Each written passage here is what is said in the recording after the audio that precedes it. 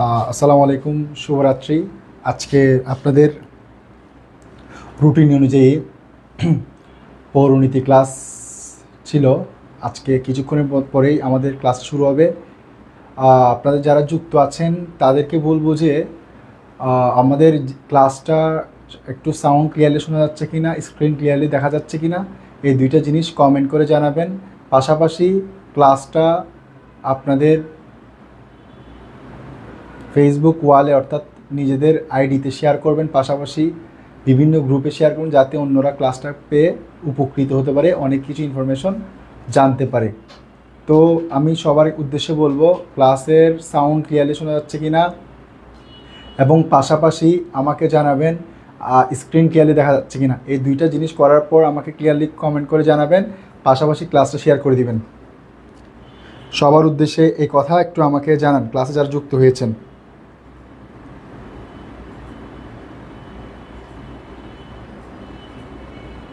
আমরা অল্প কিছুক্ষণের মধ্যে ক্লাস শুরু করব।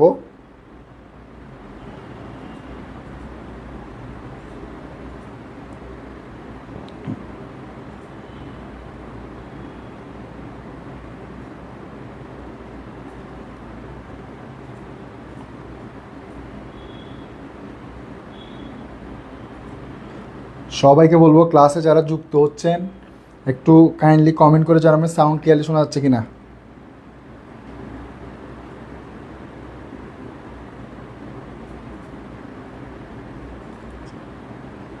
দেখা যাচ্ছে কিনা, এই দুইটা জিনিস করার পর আমাকে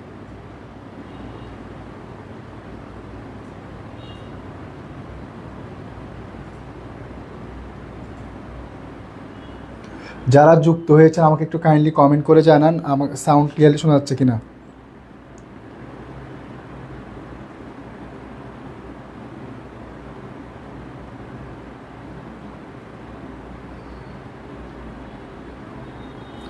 একটু কাইন্ডলি কমেন্ট করে জানান, তাহলে আমি ক্লাসটা শুরু করব।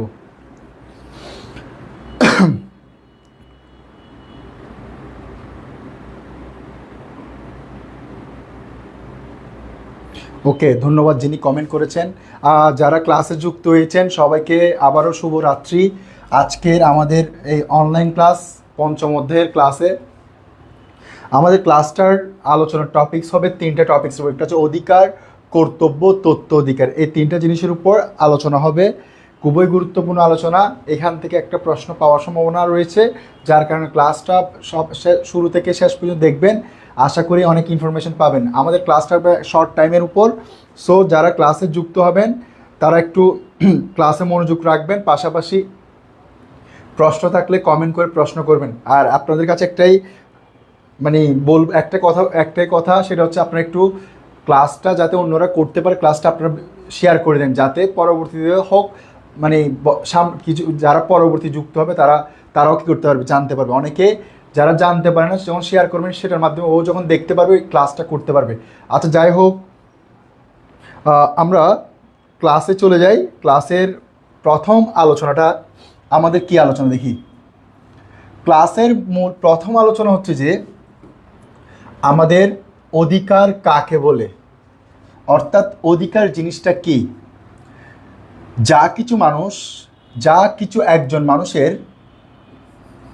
মানুষের প্রাপ্য, অর্থাৎ প্রাপ্য মানে সে পাওয়ার যোগ্য, তা নিশ্চিত করে ভোগ করা, ভোগ মানে সে লাভ করবে, সুযোগ সৃষ্টি করে দেয়া এবং স্বাধীনভাবে অর্থাৎ মুক্তভাবে কাজ করার ক্ষমতা দেয়াকেই বলা হয় কি, অধিকার। আবার বলছি, একজন মানুষ প্রাপ্য মানে সেটা হচ্ছে তার কি আছে, একদম লাভের কি আছে, একদম নিশ্চিত আছে, এটাকে বলে নিশ্চয়তা।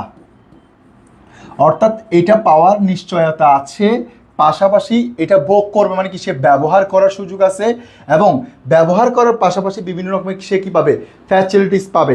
যখন এই ফ্যাসিলিটিস পাবে, পাশাপাশি একজন মানুষকে যখন সেগুলো পাওয়ার জন্য, অর্থাৎ অধিকার হচ্ছে এমন একটা জিনিস যে জিনিসের মাধ্যমে তার যেই জিনিসটা পাওয়ার যোগ্য আছে সেটার অবশ্যই নিশ্চয়তা করবে হচ্ছে কিসের মাধ্যমে, এই অধিকারের মাধ্যমে। অর্থাৎ অধিকার নাগরিক হিসেবে যা যা রাষ্ট্রের কাছ থেকে পাওয়ার যোগ্যতা আছে সেটা নিশ্চিত করে।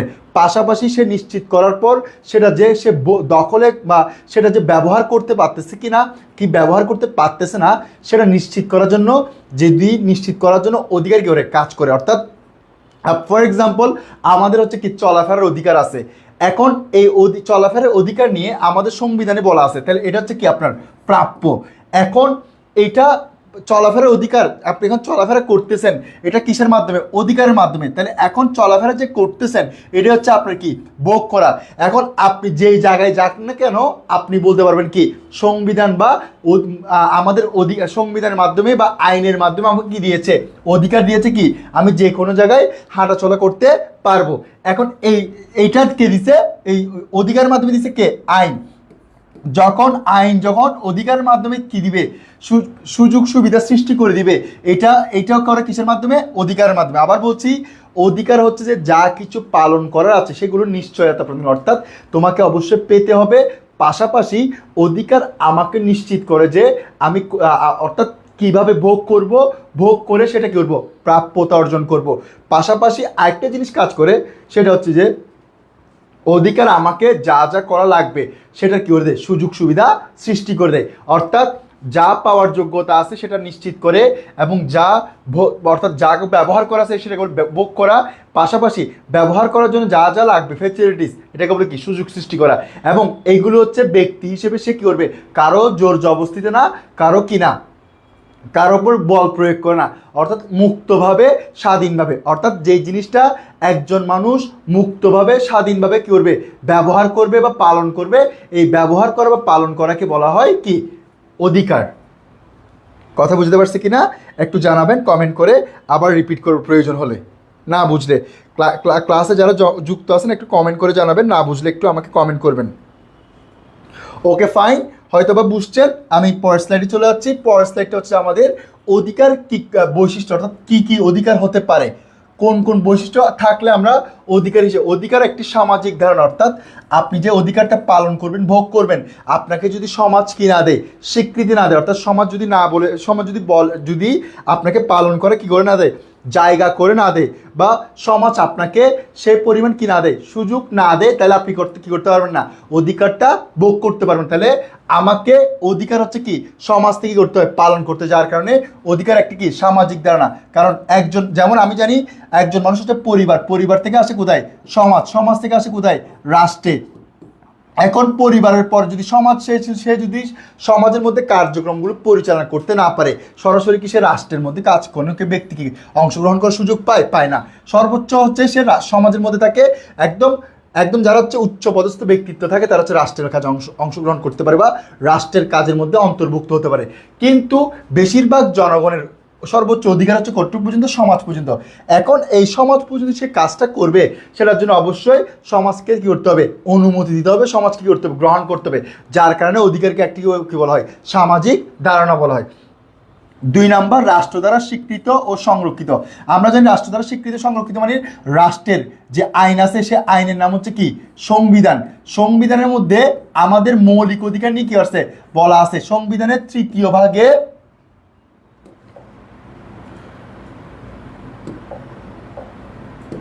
দেখেন,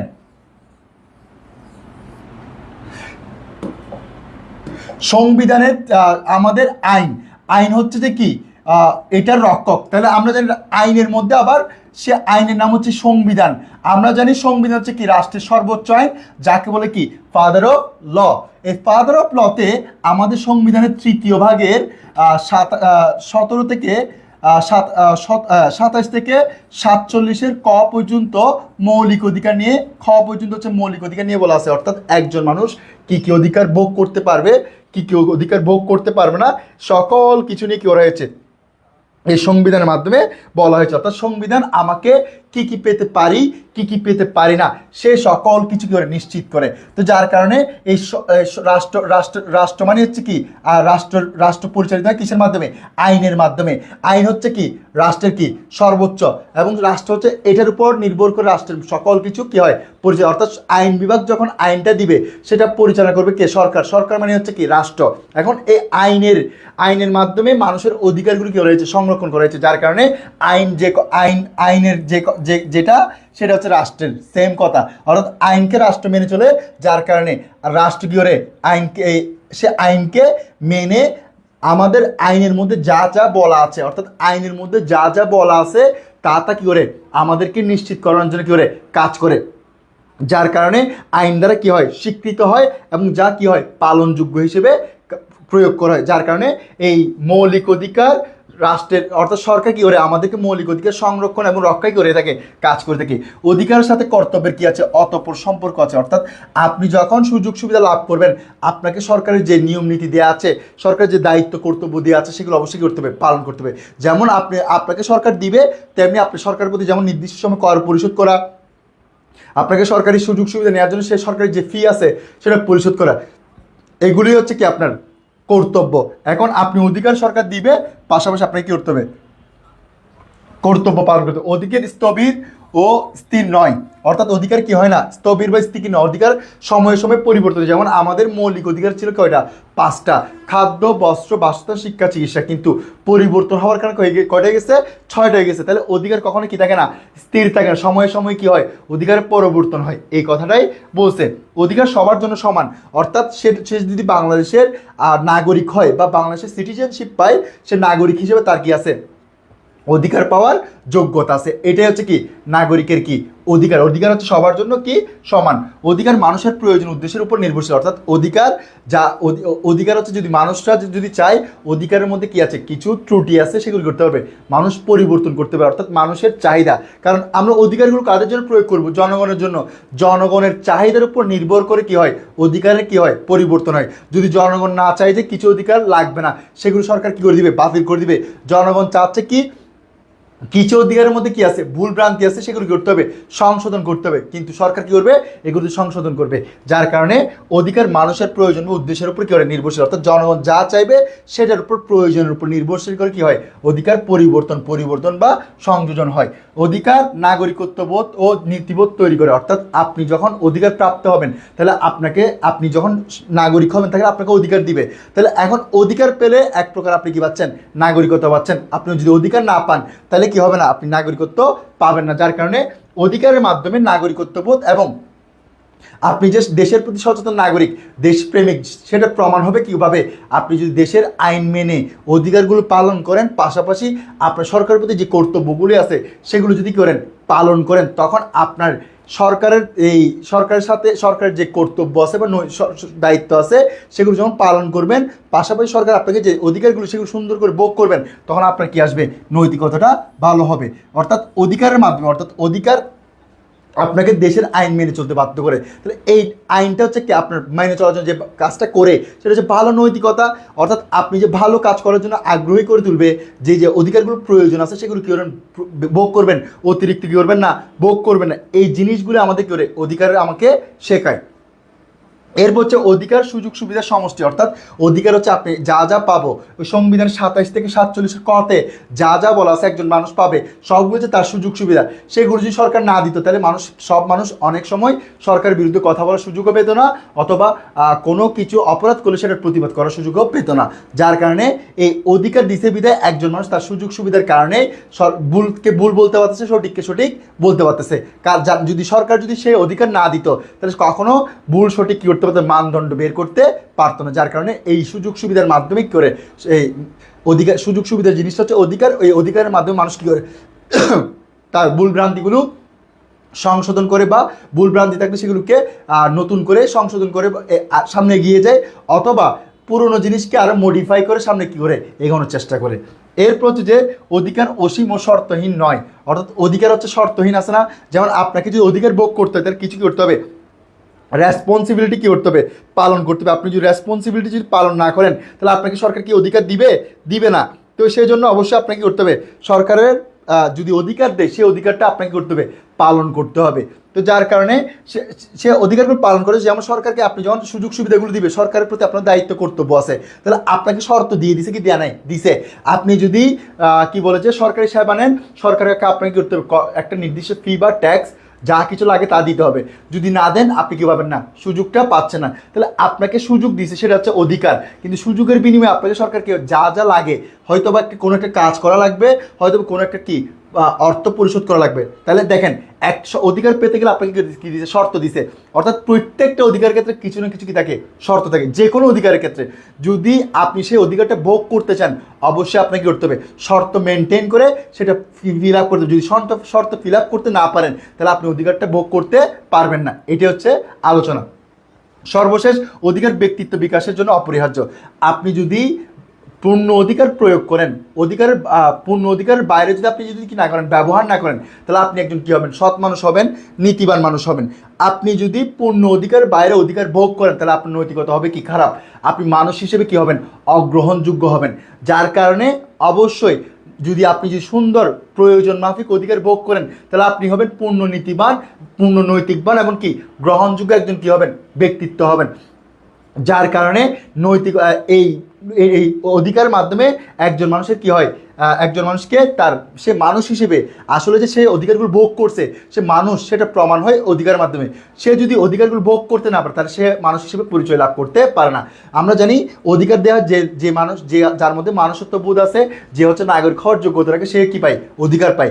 যদি সে মানুষ হওয়ার যোগ্যতা নেই, তার বিবেক বোধ নেই, কিছুই নেই, তাহলে তাকে কি অধিকার দিয়ে কোনো ফায়দা নেই। এই হচ্ছে আলোচনা অধিকারের বৈশিষ্ট্য। বুঝছেন কিনা দেখেন? না বুঝলে একটু কমেন্ট করবেন যারা ক্লাসে যুক্ত আছেন।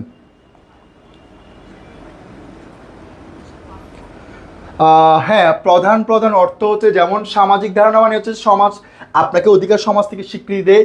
আর আমাদের রাষ্ট্র স্বীকৃতি বা সংরক্ষিত, অর্থাৎ রাষ্ট্রের মূল জিনিস হচ্ছে কি? সংবিধান, যাকে ফাদার অফ ল বলা হয়। সেই সংবিধানের মাধ্যমে আমাদের অধিকার নিয়ে বলা আছে, যার কারণে এই সংবিধান অনুসারে রাষ্ট্র পরিচালিত হয়, যার কারণে রাষ্ট্র দ্বারা সুরক্ষিত বা সংরক্ষিত। এরপরের পয়েন্টটা হচ্ছে যে আমাদের এরপর হচ্ছে অধিকার কি? অধিকার যখন আপনাকে সুযোগ সুবিধা সরকার যখন দিবে, আপনাকে সরকারের প্রতি কিছু কি আছে? দায়িত্ব কর্তব্য আছে। যে এই দায়িত্ব কর্তব্যগুলো পালন করতে হবে, পাশাপাশি অধিকারও ভোগ করতে। আপনি যদি অধিকার ভোগ করেন, সরকারের প্রতি যে দায়িত্ব কর্তব্য সেটা যদি পালন না করেন, তাহলে আপনাকে সে সরকার কি দিবে না? অধিকার দিবে। অর্থাৎ অধিকারের পাশাপাশি সরকার সে অধিকারগুলো ভোগ করে, সরকার যা বলবে তা কি করতে হবে? পালন করতে হবে। অর্থাৎ অধিকারের সাথে কর্তব্যের কি আছে? সম্পর্ক আছে। এর হচ্ছে অধিকার স্থবির বা স্থির নয়। আমাদের পূর্বে মৌলিক অধিকার ছিল 5টি, এখন পরিবর্তন 6টি হয়েছে। তো এখন অধিকারের মধ্যে অনেক সময় অনেক কিছু অধিকার কি হয়? পরিবর্তন হয়। অধিকার সেজন্য বলা হয় অধিকার কি না? স্থবির না, অধিকার হচ্ছে কি? পরিবর্তনশীল। এর হচ্ছে অধিকার সবার জন্য, অর্থাৎ সে বাংলাদেশের যদি নাগরিকত্ব হয়, সে বাংলাদেশের নাগরিক হিসেবে সব অধিকার পেতে পারবে। এখানে ধনী গরিব মধ্যবিত্ত কোনো কি থাকবে না, পার্থক্য থাকবে না। অধিকার মানুষের জন্য প্রয়োজন উদ্দেশ্যের উপর নির্ভরশীল। অর্থাৎ অধিকার যে কিছু অধিকার আছে যেগুলো প্রয়োজন না, সরকার কী করবে? সেটা মানুষের যখন প্রয়োজন হচ্ছে সেটা কি করে দিবে? বাতিল করে দেওয়ার। কিছু অধিকার আছে পরিবর্তন করা প্রয়োজন, যেগুলো হচ্ছে মানুষের জন্য কি হচ্ছে? ক্ষতি হচ্ছে। অর্থাৎ মানুষের প্রয়োজনীয়, জনগণের প্রয়োজন উদ্দেশ্য সাধনের উপর কি হয়? অধিকারের কি হয়? পরিবর্তন বা অধিকার সংশোধন নির্ভর করে। এরপর অধিকার নাগরিকত্ব নীতিবোধ তৈরি করে। অর্থাৎ আপনি যখন অধিকার পাবেন, তাহলে আপনি নাগরিক হিসেবে স্বীকৃতি পাবেন। আপনি যদি অধিকার না পান, তাহলে আপনি নাগরিক হিসেবে স্বীকৃতি পাবেন না। আর নীতিবোধ তৈরি করা মানে হচ্ছে যে আপনি যখন অধিকারগুলো পালন করবেন, তাহলে আপনি হচ্ছে সুন্দর করে পালন করবেন। এটা হচ্ছে আপনার কি? ভালো নৈতিকতা। আপনি যতটুকু করা প্রয়োজন, অধিকার পালন করা প্রয়োজন, ততটুকু পর্যন্ত কি করেন? পালন করেন। বেশি পালন না করলে আপনার এটা হচ্ছে কি? আপনি প্রাপ্য নাগরিক হিসেবে স্বীকৃতি পাবেন। যদি আপনি বেশি পালন করেন, সেটা হচ্ছে কি? আপনার এই নৈতিকতাবোধ কী করে ফেলছেন? নষ্ট করে ফেলছেন। যার কারণে নৈতিকতাবোধের মাধ্যমে যদি আপনি পালন, অর্থাৎ আপনি যদি যতটুকু পরিমাণ আপনার লাগবে ততটুকু পর্যন্ত যদি পালন করেন, এটি হচ্ছে আপনার কি? নৈতিকতাবোধ। এরপর হচ্ছে যে অধিকার সুযোগ সুবিধার সমষ্টি, অর্থাৎ আপনি যা পাচ্ছেন সবগুলো হচ্ছে আপনাকে কি? বিভিন্ন রকম ফ্যাসিলিটিস অর্থাৎ সুযোগ সুবিধা দিচ্ছে। আপনি যে সুযোগ সুবিধা না দিতে আপনি কিছু করতে পারতেন না এবং কোনো প্রতিবাদও করতে পারতেন না। ভুল আপনার উপর অনেকেই করতে পারতো, জুলুম করতে পারতো। এখন অধিকারের কারণে কেউ আপনার উপর জুলুমও করতে পারতেছে না, আপনার সরকারের বিরুদ্ধে কথা বলতে পারতেছেন, বা আপনি যিনি প্রভাবশালী তার বিরুদ্ধে কথা বলতে পারতেছেন। কিসের মাধ্যমে? অধিকারের মাধ্যমে। আপনি যদি অধিকার না দিত, অর্থাৎ তখন প্রভাবশালীর উপর চলে যেত, সরকারের উপর চলে যেত। সরকার তখন কি করতো? বা সরকার বা প্রভাবশালী আপনাদের উপর কি করতো? জোর জবরদস্তি বা প্রেশার ক্রিয়েট করতো, যার কারণে এই অধিকার আপনাকে কী করে সুযোগ সুবিধার মাধ্যমে আপনাকে রক্ষা করে। এরপর অধিকার অসীম ও শর্তহীন নয়, অর্থাৎ অধিকার অনেকগুলো অধিকার আছে কিন্তু শর্তহীন না, অর্থাৎ শর্ত দিয়ে থাকে। কারণ আপনি যখন কিছু একটা পাবেন, সরকার থেকে সুযোগ সুবিধা লাভ করবেন, বিনিময়ে কিছু একটা করতে হয়, এটা হচ্ছে কি শর্ত। আপনি যদি শর্ত হয় এটা অর্থ, হয়তো নয়তো কি কোনো একটা কাজ, এই শর্ত দিয়ে কী করে সরকার আপনাকে অধিকারগুলো অনেক সময় দিয়ে থাকে। পাশাপাশি অধিকার আপনি যখন পূর্ণ অধিকার ভোগ করবেন, যতটুকু পরিমাণ অধিকার প্রয়োজন আছে সেই পরিমাণ অধিকার ভোগ করবেন, তখন আপনার কী হবে ব্যক্তিত্ব বিকাশ পাবে। আপনি যদি পূর্ণ অধিকার বাইরে ভোগ করেন তখন আপনি ব্যক্তি হিসেবে কী করবেন না, প্রকাশিত হবেন না। এ হচ্ছে আলোচনা, এতটুকুই ক্লিয়ার হওয়ার কথা। আমি পরের স্লাইডে চলে যাচ্ছি, আশা করি ক্লিয়ার হয়ে গেছে। আচ্ছা যাই হোক, অধিকার শ্রেণী বিভাগ। অধিকার হচ্ছে যে যারা ক্লাসে আছেন তারা একটু কমেন্ট করে জানাবেন, সাউন্ড কোনো কোয়েশ্চেন থাকলে কোয়েশ্চেন করে, ক্লিয়ার থাকলে ক্লিয়ার বলবেন। ঠিক আছে, এরপরে হচ্ছে আমাদের অধিকার শ্রেণী বিভাগ। যেমন অধিকার হচ্ছে দুই প্রকার, একটা হচ্ছে নৈতিক অধিকার আর একটা হচ্ছে কি আইনগত অধিকার। নৈতিক অধিকার মানে হচ্ছে যেটা হচ্ছে আপনার নীতিবোধ থেকে কি হয় সৃষ্টি হয়, অর্থাৎ আপনার বিবেকের মাধ্যমে বা আপনার একটা কমন সেন্সের মাধ্যমে যেটা সৃষ্টি হয়, এইটাই হচ্ছে আপনার কি নৈতিক অধিকার। অর্থাৎ যেটার কোনো কি নেই, কোনো লিখিত রূপ নেই, অর্থাৎ আপনার কমন সেন্সের মাধ্যমে আপনি যেটা পাওয়ার যোগ্যতা আছে, যখন আপনি কী করবেন সেটা লাভ করবেন, এটাই হচ্ছে কি আপনার নৈতিক অধিকার। যেমন ধরেন আপনি একজন মানুষ খেয়ে গেছে, পা ভেঙে ফেলছে, এখন ওনার নৈতিক অধিকার হচ্ছে কি কেউ একজন কি ওরা ওনাকে সাহায্য করা। এটা কি যে অন্যজন পড়ে গেলে সে তাকে যে হসপিটালে নিয়ে যাওয়া, এটা কি কোনো আইনে আছে, কোনো কিছুতে আছে নাই। অর্থাৎ তার নৈতিকতা বোধের অধিকার থেকে বলতে যাচ্ছে যে কি সে যদি পড়ে যায় বা ব্যথা পায়, তাকে একজন মানুষ যদি কি করে তাকে হেল্প করে, এটাই হচ্ছে কি তার কি নৈতিকতার অধিকার। যদি আইনগত কোনো ভিত্তি থাকতো তখন সেটা হয়তো কি আইনগত অধিকার। এখন এটা কোনো আইনগত কিছু নেই, লিখিত কিছু নেই, সমাজের মধ্যে প্রচলিত নেই, বাট একজন বিবেক কমন সেন্স অর্থাৎ বিবেক থেকে সৃষ্টি হয়, এটা হচ্ছে কি নৈতিক অধিকারের কি অন্তর্ভুক্ত। একজন ভিক্ষুক, সে ভিক্ষা দেওয়া উচিত, এখন সেটা আইনের মধ্যে নাই, কিন্তু আপনার কমন সেন্স বলতেছে ওনাকে ভিক্ষা দিলে উনি কীভাবে উপকৃত হবে। এরকম যখন তার কিছু জিনিস হচ্ছে লিখিত রূপ নেই, আইনগত রূপে নেই, সামাজিক রূপে নেই, কিন্তু আপনার বিবেকবোধ থেকে সেটা কী করতে হচ্ছে, উনি পাওয়ার যোগ্যতা আছে, তখন উনি যখন পাওয়ার যোগ্যতা আছে বিবেকবোধ থেকে, সেটাকে বলে কি নৈতিক অধিকার। আর যে অধিকারগুলো আইনের মাধ্যমে অর্থাৎ আইনগত স্বীকৃতি আছে, আইন কি করছে স্বীকৃতি দিয়েছে, সেগুলোকে বলে কি আইনগত অধিকার। নৈতিক অধিকার যে অধিকার মানুষের নীতিবোধ অর্থাৎ আপনার বিবেকবোধ থেকে সৃষ্টি হয়, তাকে বলে কি নৈতিক অধিকার। আর যে অধিকার আইনের দ্বারা নিশ্চিত অর্থাৎ আমাদের সংবিধানের মাধ্যমে কি করা হয় নিশ্চিত করা হয়, সেটা হচ্ছে কি অধিকার আইনগত অধিকার। আর যেটা হচ্ছে কি আপনার বিবেক থেকে কি হয়, বিবেকের মাধ্যমে পাওয়া যায়, অর্থাৎ বিবেক আপনাকে সায় দিবে এটা পাওয়ার যোগ্যতা আছে, অথবা যেটা কোনো লিখিত রূপও নেই, আইনগত রূপে নেই, কিন্তু আপনার বিবেক বলতেছে সেটা আমার পাওয়ার যোগ্যতা আছে, সেটা হচ্ছে কি আর নৈতিক অধিকার। আর যেটা আইনগত রূপ আছে, লিখিত রূপ আছে, সেটা হচ্ছে কি সাংবিধানিক বা আইনগত অধিকার। এরপর আইনগত অধিকার হচ্ছে 6 প্রকার: সামাজিক, অর্থনৈতিক, রাজনৈতিক, সাংস্কৃতিক, ধর্মীয়, ব্যক্তিগত। যেমন সামাজিক অধিকার, আপনার সামাজিক অধিকার হচ্ছে কি সমাজের মধ্যে বিপদে পড়লে সে তাকে এগিয়ে নিয়ে আসা, সমাজের মধ্যে রাস্তায় চলাফেরা করার সুযোগ সুবিধা সৃষ্টি করে দেওয়া, কারো বাসস্থান হারা হলে তাকে বাসস্থান করে দেওয়া, এগুলো হচ্ছে কি সামাজিক অধিকার। এরপর অর্থনৈতিক অধিকার মানে হচ্ছে যে মানুষ কি অর্থহীন, তাকে কর্মের সুযোগ করে দেওয়া, সে যদি কর্ম করে সে সুন্দরভাবে কর্ম করতে পারে মতো সেটা সুযোগ করে দেওয়া, কেউ যদি ব্যবসা করে সেটা সুন্দরভাবে ব্যবসা করার মতো সেরকম সুযোগ সুবিধা করে দেওয়া, তাকে ব্যবসার মধ্যে কোনো বাধা প্রদান না করা। যদি কেউ বাধা প্রদান করে তাহলে তার অর্থনৈতিক অধিকার করছে, হরণ করছে। তো অর্থনৈতিক অধিকার হচ্ছে তার যা আইনগতভাবে বৈধ আছে, সে অর্থনৈতিকভাবে সে যদি সেটা ভোগ করে, সেটা হচ্ছে কি তার অর্থনৈতিক অধিকার। সে যদি ভোগে বাধা দেওয়া হয়, সেটা হচ্ছে কি অর্থনৈতিক অধিকার থেকে বঞ্চিত করা। আর রাজনৈতিক অধিকার মানে যে প্রত্যেক ব্যক্তি করতে পারবে, কোনো না কোনো রাজনৈতিক আদর্শে অনুসরণ করতে পারে বা সরকারের নির্বাচন করার কি থাকবে অধিকার থাকবে। কেউ যদি এসব কাজে বাধা প্রদান করে তাহলে তার রাজনৈতিক অধিকার কী করবে হরণ করবে। অর্থাৎ প্রত্যেক ব্যক্তির সরকার গঠন করার সুযোগ সুবিধা আছে, রাজনৈতিক দল গঠন করা বা পরিচালনা করার সুযোগ আছে, রাজনৈতিক দল থেকে নির্বাচিত হওয়ার কি আছে সুযোগ সুবিধা আছে। সেটা হচ্ছে তার রাজনৈতিক অধিকার। সেটা হচ্ছে যদি কেউ হস্তক্ষেপ করে সেটা হচ্ছে কি রাজনৈতিক অধিকার ভঙ্গ করে। এরপর হচ্ছে সাংস্কৃতিক অধিকার। আপনি যখন সমাজে বসবাস করবেন, সমাজে বসবাস করলে আপনাকে অনেক রকমের কার্যক্রম পরিচালনা করতে হয়, ধর্মীয় হোক, নৈতিকতা হোক, অথবা সামাজিক হোক। এগুলো পালন করতে গেলে কেউ আপনাকে যদি বাধা প্রদান করে তাহলে সেটা হচ্ছে কি সাংস্কৃতিক অধিকার হরণ করবে। আর এগুলো পালন করার জন্য আপনি পালন করতে পারতেন সেটা হচ্ছে আপনার কিসের মাধ্যমে সাংস্কৃতিক অধিকারের মাধ্যমে। এরপর ধর্মীয় অধিকার, অর্থাৎ প্রত্যেক ধর্ম যে যার ধর্ম আছে সেটা পালন করার ক্ষেত্রে কেউ কাউকে হস্তক্ষেপ করতে পারে না, কেউ কারোর উপর জোর জবরদস্তি করতে পারবে না। কেউ যদি জোর জবরদস্তি বা কেউ যদি বাধা প্রদান করে সেটা হচ্ছে কি ধর্মীয় অধিকারে কী করছে আঘাত করছে। আর সে যে পালন করছে সেটা হচ্ছে কি তার কিসের মাধ্যমে ধর্ম অধিকার মাধ্যমে। ব্যক্তিগত অধিকার মানে হচ্ছে একজন ব্যক্তি স্বাধীনভাবে তার সম্পদ ভোগ করবে, তার কার্যপ্রণালী করবে, সম্পাদন করবে। যদি সে সম্পদ ভোগে বাধা প্রদান করে বা কার্যপ্রণালীতে পরিচালনা করতে বাধা প্রদান করবে, তার ব্যক্তিগত কোনো কিছুতে হস্তক্ষেপ করে বা তার সম্মানহানি করে এরকম কোনো কাজ করলে তখন তার ব্যক্তিগত অধিকার হরণ হয়েছে।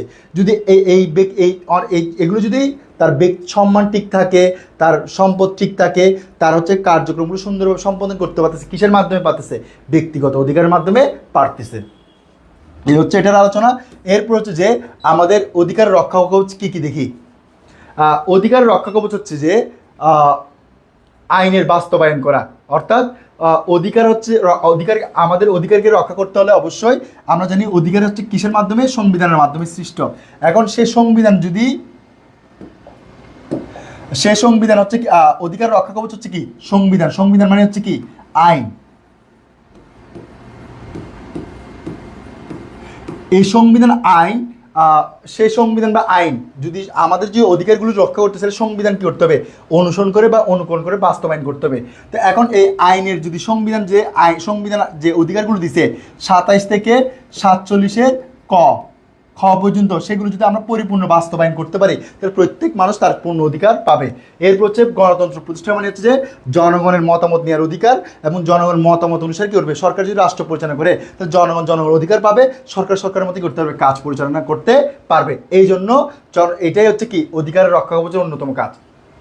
সংবিধানের মৌলিক অধিকারকে ঘোষণা করা, অর্থাৎ সংবিধানের মধ্যে আমাদের যে 27 থেকে 47 নিয়ে বলা আছে সেটা যদি সংবিধানের মাধ্যমে যদি ঘোষণা করা হয় তাহলে আমাদের অধিকারগুলো কি পাবে স্বীকৃতি পাবে। যদি আমাদের মৌলিক অধিকারগুলো যদি সংবিধান বা রাষ্ট্রের সর্বোচ্চ আইনে যদি স্বীকৃতি দেওয়া না হয় তাহলে আমাদের অধিকার কি হবে না রক্ষা পাবে না।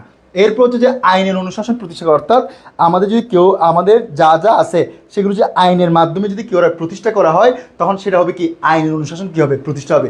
সে যা পাওয়ার অধিকার আছে সেগুলো যদি আইনের মাধ্যমে বৈধ দেওয়া হয় এবং আইনের মাধ্যমে যদি নিশ্চিত করা হয় তাহলে এক প্রকার আইনের অনুশাসন কি হচ্ছে প্রতিষ্ঠিত হচ্ছে। যদি না হয় তাহলে আমাদের আইনের অনুশাসন প্রতিষ্ঠিত হচ্ছে না, আমাদের অধিকারও কি হচ্ছে না রক্ষা হচ্ছে না। এরপর বিচার বিভাগের স্বাধীনতা, অর্থাৎ কেউ যদি কারো অধিকারে কি করে হস্তক্ষেপ করে বা বাধা প্রদান করে সেটার জন্য সে কি করতে পারবে আইনের কাছে বিচারক কাছে বা কোর্টের কাছে বিচার চাইতে পারবে। এখন সে কোর্ট কি করবে সে যে বাধা প্রদান করছে তার বিরুদ্ধে করতে পারবে, কোর্ট ব্যবস্থা গ্রহণ করতে পারবে। এখন যদি সেটা যদি কেউ বাধা প্রদান করে তাহলে অবশ্যই তার বিরুদ্ধে কি করবে বিচার করবে যে এখন যদি বিচার করতে গিয়ে যদি কেউ যদি বাধা প্রদান করে তাহলে সে কী হবে সে বাধাগ্রস্ত হবে। এখন সে বিচার করার জন্য বিচারপতি যদি কারো হস্তক্ষেপ ছাড়া স্বাধীনভাবে বিচার করতে তাহলে সে কীভাবে পূর্ণ অধিকার পাচ্ছে। সেটা যদি কেউ হস্তক্ষেপ করে বিচার বিভাগে স্বাধীনভাবে বিচার করতে না পারে তাহলে কী হচ্ছে না স্বাধীন বিচার বিভাগ হচ্ছে না, যার কারণে স্বাধীন বিচার বিভাগের মাধ্যমে আমাদের কী পাবে অধিকার রক্ষা পাবে। সেজন্য বলছে যে স্বাধীন বিচার বিভাগ কী করে আমাদের অধিকার রক্ষায় কাজ করে। এরপর জনগণের সজাগ দৃষ্টি রাখা, অর্থাৎ জনগণকে তার কী কী পাওয়ার অধিকার আছে কী কী পাওয়ার অধিকার নেই সেগুলোর প্রতি তার কী থাকতে হবে সিনসিয়ার থাকতে হবে, অর্থাৎ সজাগ হইতে হবে। সে যদি সেগুলোর প্রতি সজাগ না হয় সে তার কি অধিকারগুলো পাবে না, যার কারণে অবশ্যই জনগণ হিসেবে তার যা পাওয়ার লাগবে সেগুলো অবশ্যই নিশ্চিত করতে হবে। এই জন্য নিশ্চিত করার জন্য যা পদক্ষেপ গ্রহণ করা প্রয়োজন সেগুলো করতে হবে তাইলে কী হবে সজাগ দৃষ্টিকোণ হিসেবে কাজ করবে। কথা বুঝতে পারছি। এরপর হচ্ছে যে জনমত তৈরি করা, অর্থাৎ জনমত মানে হচ্ছে জনগণের মতামত তৈরি করা। কীরকম?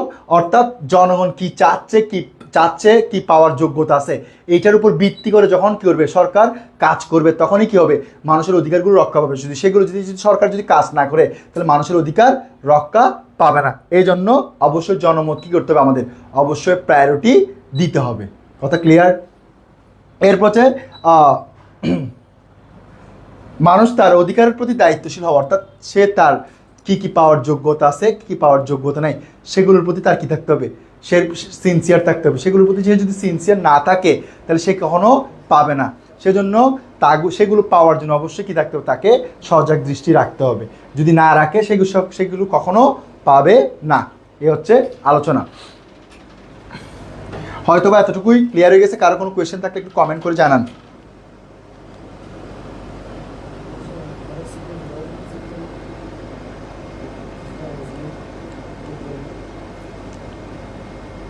কারো কোনো কোয়েশ্চেন আছে? যদি ক্লাসে থাকেন একটু বলেন ক্লিয়ার স্যার, না বুঝলে কোয়েশ্চেন করেন, আর বুঝলে বুঝছি, আর ক্লাস একটু শেয়ার করবেন।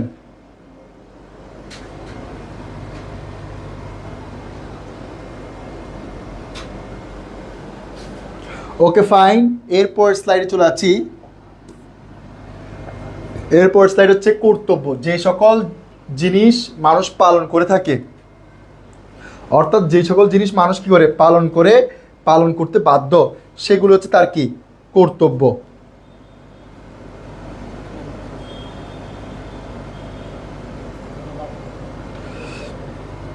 অর্থাৎ যে সকল জিনিস মানুষ কী করে পালন করতে বাধ্য বা পালন করে থাকে এবং অবশ্যই পালনীয়, সেগুলোকে বলে কি তার কর্তব্য। কথা ক্লিয়ার? তাহলে এখন দেখেন, যেমন সরকারকে ট্যাক্স দেওয়া, সরকারের আইন অনুযায়ী নিজে কী করা পরিচালনা করা, এই সকল কিছু হচ্ছে কিসের অংশ? কর্তব্যের অংশ। কর্তব্য শ্রেণী কর্তব্যকে 3 ভাগে ভাগ করে। একটা হচ্ছে সামাজিক কর্তব্য, রাজনৈতিক কর্তব্য, আরেকটা হচ্ছে কি অর্থনৈতিক কর্তব্য। সামাজিক কর্তব্য মানে সমাজে যা যা করতে বলছে সেগুলো যদি পালন করা হয় সেটা হচ্ছে কি সামাজিক কর্তব্য। আর রাজনৈতিক সরকারের কার্যক্রম পরিচালনা করতে গিয়ে আপনাকে যা যা পালন করতে সেটা হচ্ছে কি রাজনৈতিক কর্তব্য। আর অর্থনীতি হচ্ছে আপনাকে ইকোনমিক্যাল কার্যক্রমগুলো পরিচালনা করতে যা যা করতে হয় সেগুলো হচ্ছে কিসের কর্তব্য? অর্থনৈতিক কর্তব্য। এরপর হচ্ছে যে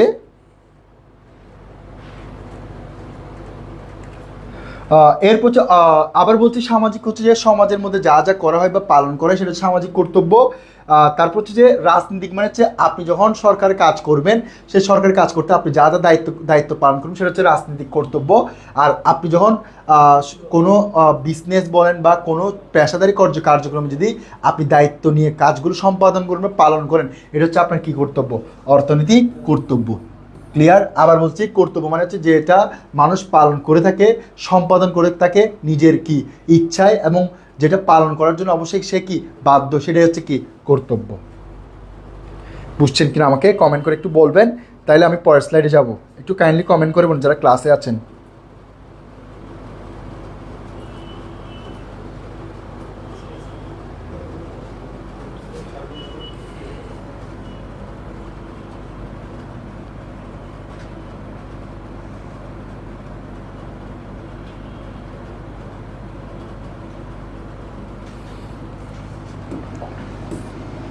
দেখেন পরের স্লাইড হচ্ছে তথ্য অধিকার আইন।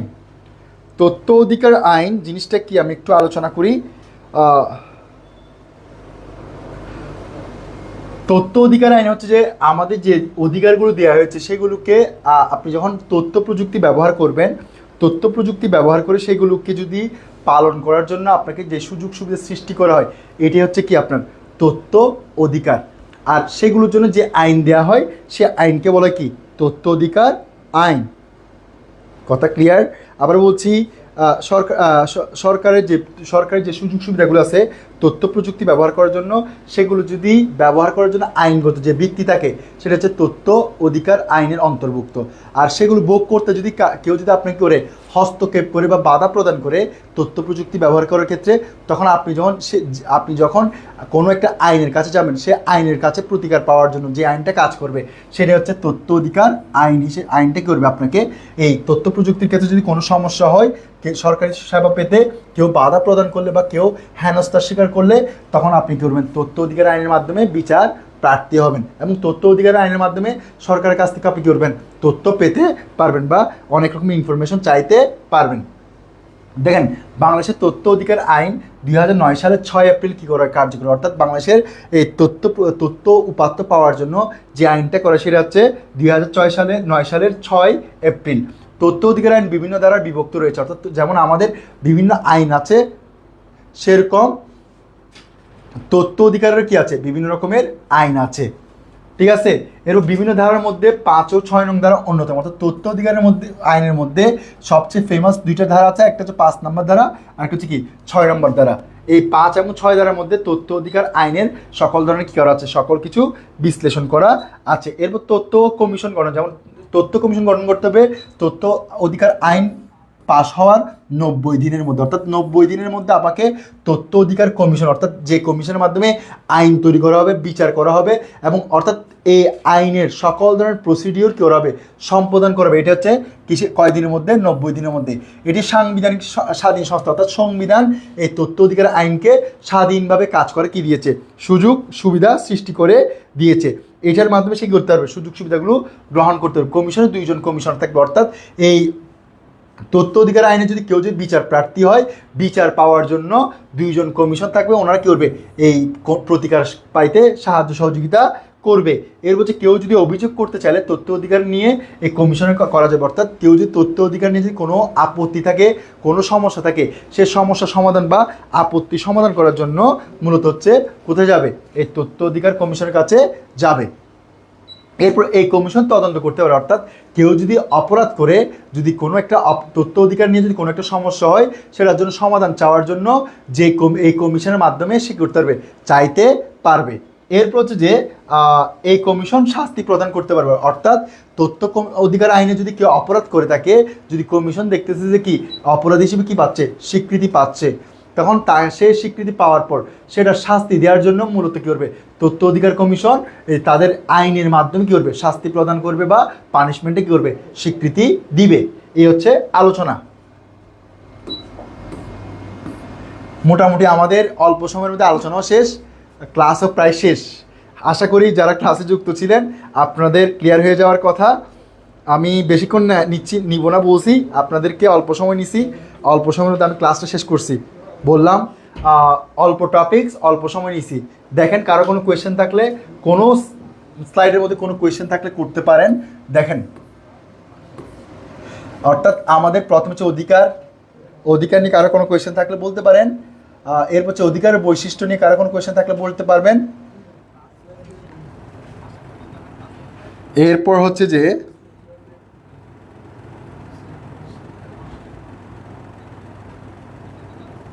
জি নমস্কার, বলেন আপনার কোনো কোয়েশ্চেন থাকলে বলতে পারবেন।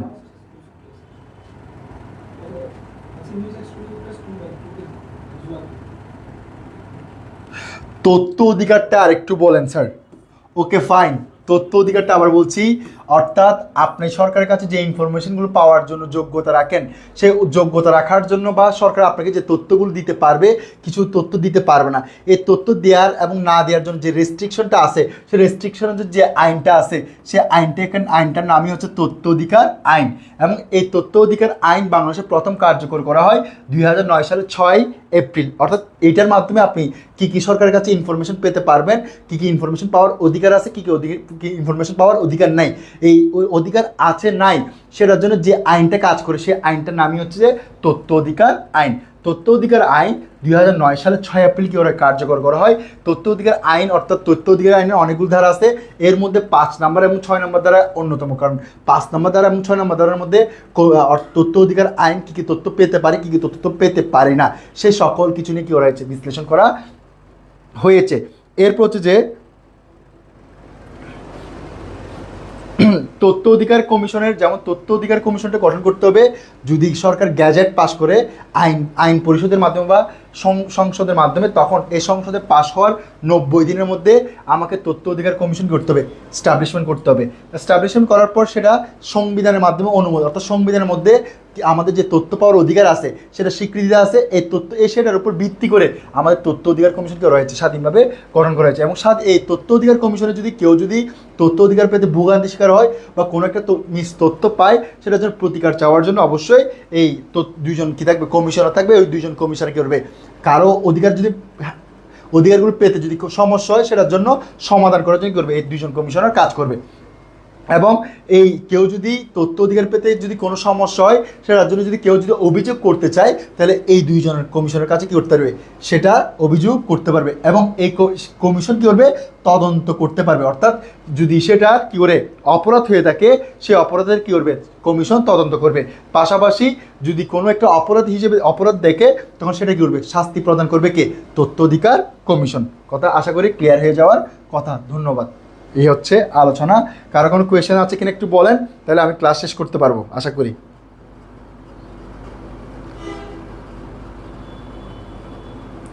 কারো কোনো কোয়েশ্চেন আছে কিনা বলেন, যারা যুক্ত আছেন একটু বলবেন কোয়েশ্চেন আছে কিনা। না থাকলে আমি আশা করি ক্লাসটা শেষ করে দিতে পারবো।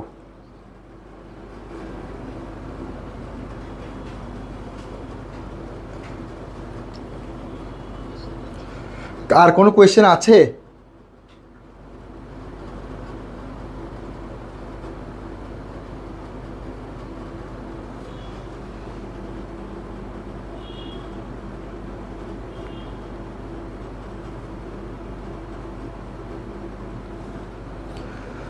আর কোনো কোয়েশ্চেন আছে?